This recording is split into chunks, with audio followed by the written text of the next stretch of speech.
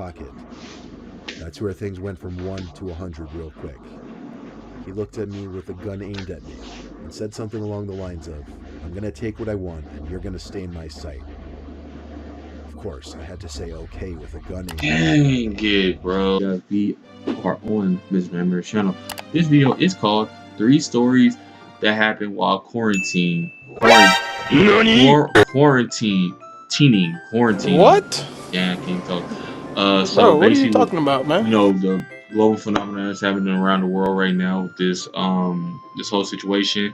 Why not react to something that's kind of like dealing with like this whole like situation, this whole area. All right, so without further ado, let's get right to it, guys. So I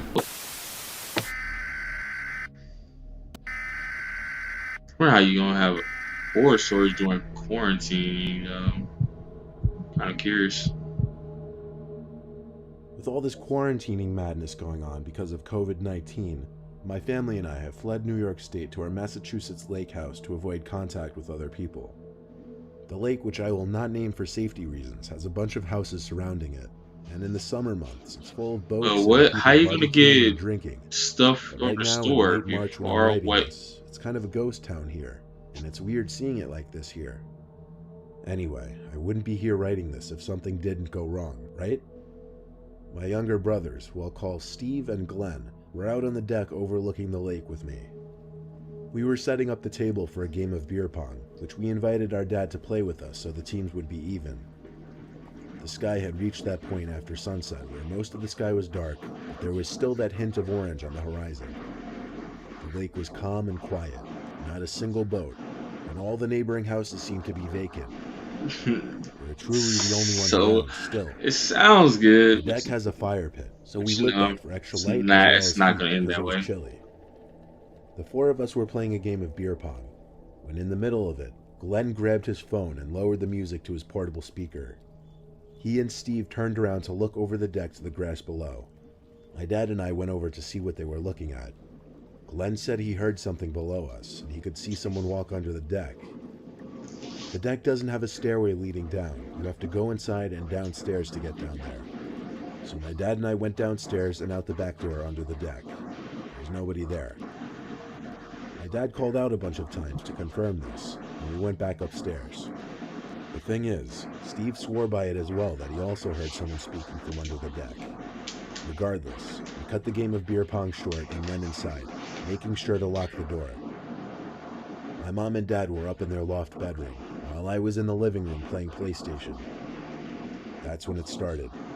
Loud, aggressive bangs on the sliding door. Accompanied with the bangs was a man's shrieks and screams. Sounded like he was screaming for help. Nope. The curtain to the door was shut. I couldn't see who it was. Nope. Apparently We're not everyone in the opening house it. heard We're it, not because going my to brothers open and it. parents came No, you're rushing to not. the living room. No, we're My not dad opening it. yanked the curtain open to find himself face to face with some red-in-the-face man banging his fist on the glass, begging to be let in. That's how you get killed, man, when you let people in like that. My dad asked, Sounds "Where are you scary hurt?" movies and stuff. He didn't answer that, though. He just kept repeating, "Let me in, I'm hurt." My dad then yelled to get out of here before we'd call the cops. He yanked the blinds shut and told us all to shut and lock our windows if they were open. We all stayed in the living room together for a couple hours, just to be safe. We had a movie on in the background as we never talked. record this Eventually, early in the with morning no other again. uninvited visitors outside, we all split off into our respective rooms for the night. I was browsing YouTube videos in my bed when it happened. The crash of shattering glass so loud it made me jump out of my bed. My heart instantly started racing. I didn't know if I was the only one who heard it because I didn't hear my parents or brothers running out of their rooms. I picked up the phone and called my dad's cell. He picked up and whispered he heard it too, and to stay in my room and lock the door. I reminded him my door didn't have a lock. Of course, my room, or the biggest of my brothers, was the one room that didn't have a lock. He told me to hide in the closet and call my brothers while he called the cops. I heard footsteps outside my room in the living room area. I tiptoed to my closet and did my best to quietly open and close the door, but the damn hinges just had to squeak. I sat behind a big plastic door and texted my brothers, who also heard the noise and each locked their doors. It was the most tense moment of my life in that closet. The bedroom door opened, and I could see through the strips in the closet door someone walk to my bed and sit at the edge of it. He then took off one of his shoes and started shaking it, as if to get something out of his shoe. He put his shoe back on, then his head actually turned to look at the closet door. I felt as though he was looking at me. There was just this silence for the longest time, until he finally spoke, saying, "I know you're in there. I'm sure your family already called the cops. I'm not sure what my next course of action should be."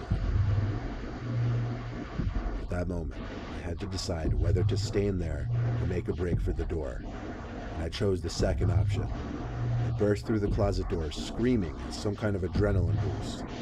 I made it to the door, expecting him to lunge for me and grab me, but he didn't. I ran up to my parents' loft and banged on the door. My dad opened it and let me in. I waited with them until the cops entered through the freshly broken back door, then we left the room to meet them. The man who was sitting on my bed was no longer in the house. We checked every closet, under every bed, every little crevice of the house. Dang it! The cops recommended we tape a bunch of garbage bags over the door and shut the curtain, and also that we stay awake for the night. My dad stayed in the living room the whole night, and first thing in the morning, he ran to Home Depot to buy a glass pane to fix the door. We're still actively quarantining in this house a week later. I'll send updates if the man returns. That's nutty, man. I've been staying in my apartment in Jersey City during this coronavirus epidemic. My roommate has since gone home to Ohio to stay with her family during all of this, so I've been in the apartment alone. I've been mostly just watching new movies and shows. I try not to go out too much because my city is pretty bad right now. A couple days ago, I was running extremely low on food, so I had to make a mandatory grocery run. I went to the nearby Trader Joe's wearing a mask and gloves, which, including the insane line and limited stock, turned out to be a production. On my walk home in the dark, I realized the streets were even quieter than they were the last time I went shopping, just a week before. Suddenly, out from an alleyway, some guy wearing a mask and gloves approached me. He had a baby wrapped in a hoodie and small blanket in his hands. He seemed very sincere in asking me to let him take his son to my apartment real quick so he could change his diaper and feed him his food. What? He swore to me that he was clean, and that he really needed this favor for just 5 No. minutes. Why? No. That it was an emergency. Hearing the baby's little cries, and the fact that this man even had How do you even know I have an apartment? See, that's a real. How do you know I have an apartment and not a house or nothing? Apartment building. It was only a short walk from there. We walked up the 3 stories to my apartment, and I let him inside, asking him to close the door behind him. I cleared a spot on the living room table for him to change his child's diaper and whatever. When I turned around, the man was like pacing around, or more like... Who falls for this, man? Who falls for this? What. I called over to him that I set up the table for him to use. He didn't answer. I started getting confused. I walked to the kitchen and saw him looking around suspiciously, and what else I saw confused me.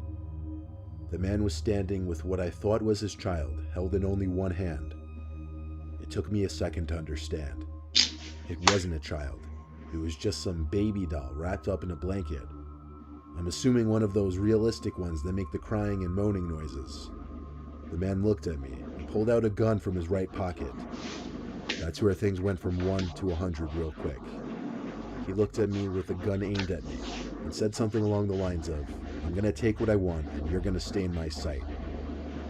Of course, I had to say okay with a gun aimed at me. Dang it, bro. I wondered if it could be a BB. You cannot be this simple, bro. This naive. I doubted I could overpower him.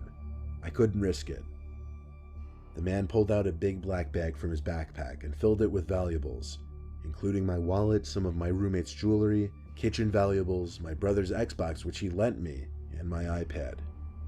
It was sickening to watch, but I was the most scared of him pulling the trigger of that gun. He filled his bag and threw the fake baby in it as well. Then he left. I called the cops first thing. They came and helped me in contacting the building owner to see the CCTV footage from the halls. Of course, upon seeing the footage, it didn't help much. The man's face was covered by a mask, making it near impossible to even discover who he was. All I can do is urge everyone to be careful, not to trust anyone, and stay indoors until all of this is Yeah, over. that's something too. You're supposed to not even be social distancing. Social Bro, what are you talking distancing. about, man? The past month, I've been quarantining in my apartment alone with minimal Like, outside what the contact fuck? because of Like, the why? virus. Like, you're not supposed My to be apartment is the around a lot downstairs of floor people in a and around two-family people you don't house. even know. The upstairs occupant isn't the Social landlord, he's distancing just people. another 6 tenant. feet. All that good stuff, I'm man. actually decently Stay safe acquainted out with here. the guy. His name's Rico.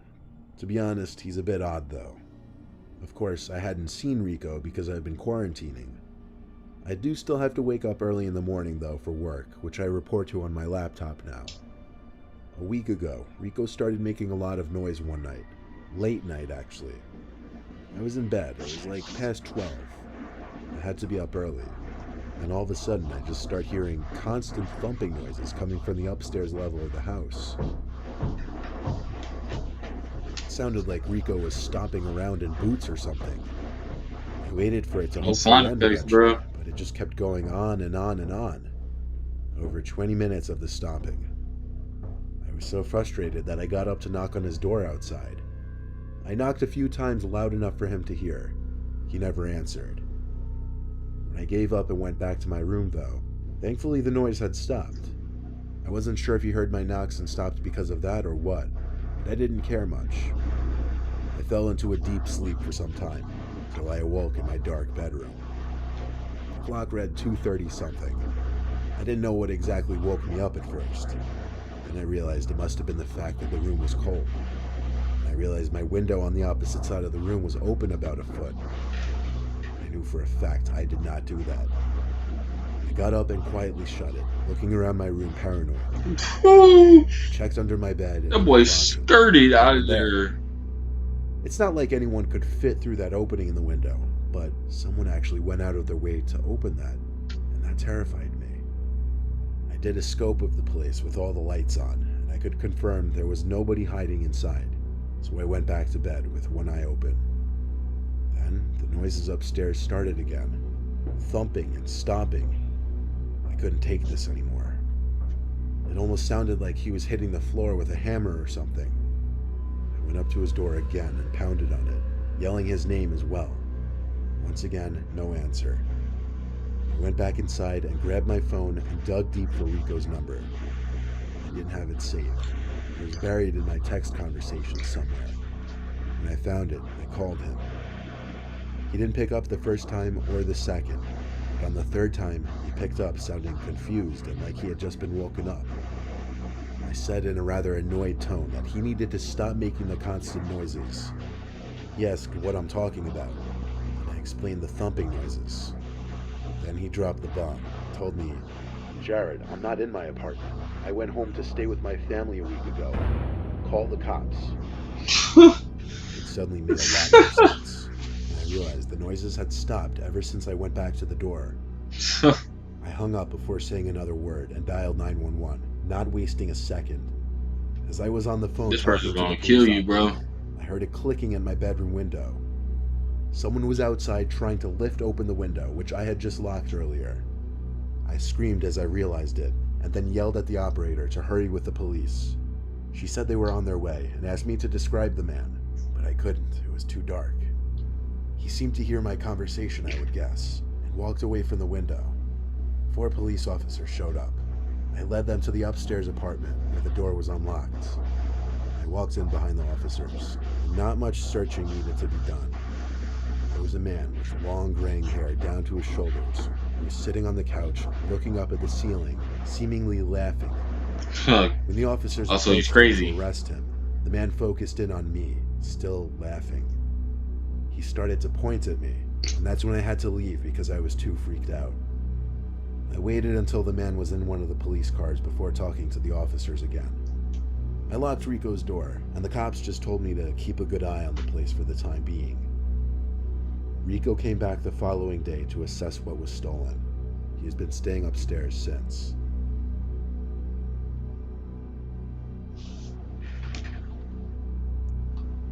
Alright guys, 3 scary stories that happened while quarantining. I didn't know that was actually really literally from this stuff that's going on right now. They know them stories happen right now, but I mean, I don't put it past them because, like I say, you see scary movies and with stuff like that, with quarantining and everything like that, and then it's